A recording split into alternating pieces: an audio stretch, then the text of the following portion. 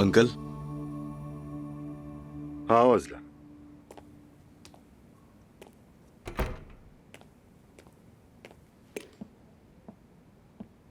कल काफी एंजॉय किया आप लोगों ने। हाँ तो तुम क्या समझते हो नहीं करना चाहिए था?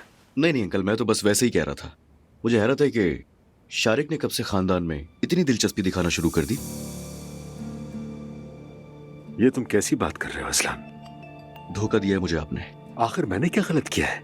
आप जानते हैं कि मेरी लड़ाई है उससे, उसके बाद भी आप उसे हमारे खानदान में शामिल कर रहे हैं अंकल। उफ, अजलान तुम खुद को समझते क्या हो? क्या तुम चाहते हो कि मैं तुम्हें अपनी बीवी की सालगिरह की तकरीब पर तुम्हें जवाब दूं? तुम ये चाहते हो? मैं तुम्हें जवाब देने का रवादार नहीं हूं। तुम्हारे लिए अब अजनबी हो चुकी है, वो तुम्हारा माजी था, ये समझ लो तुम। तो मतलब उसे कबूल कर लिया आपने? ये शारिक का मामला नहीं है अजलान। मेरा मतलब है दुआ मेरे लिए बेटी जैसी है। वो उसका मेहमान था और मैंने बस उसका एहतराम किया, बिल्कुल उसी तरह जैसे मैंने तुम्हारी बीवी का एहतराम किया। ठीक है अंकल, जो भी है माफ कीजिएगा, आपसे नाराज नहीं होना था मुझे, मगर मैं परेशान हूं बहुत।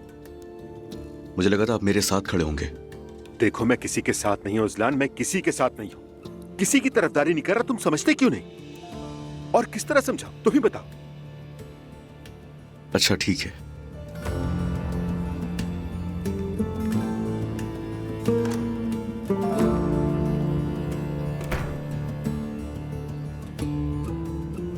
या मेरे अल्लाह। हाँ Yusuf, good morning. Good morning Zainab साहिबा। हालूक साहब के साथ कोई मसला तो नहीं है ना? नहीं जैनब साहिबा, कोई मसला नहीं। तुम भी मेरी वजह से परेशान हुए, माजरत चाहती हूँ तुमसे। माजरत क्यों करेंगे, सब ठीक है ना? नहीं, मेरा मतलब है तुमने मेरी वजह से काफी मुश्किलात फेस की हैं। हालुक साहब के साथ कोई मसला नहीं है, हम ठीक हैं। कभी कभार ऐसा हो जाता है। ठीक है, अगर हालूक साहब ने कोई काम दिया है तो पहले उस काम को कर लो, उसके बाद मेरा। ओके? नहीं जैनब साहिबा, आप काम बताएं, मैं संभाल लूंगा। यूसुफ, मुझे ये ठीक नहीं लग रहा। पहले उनका काम करो, उसके बाद तुम मेरा करोगे, समझ गए? ठीक है, जैसा आप चाहें जैनब साहिबा। Very good, thank you so much. इजाजत दीजिएगा, खुदा हाफिज।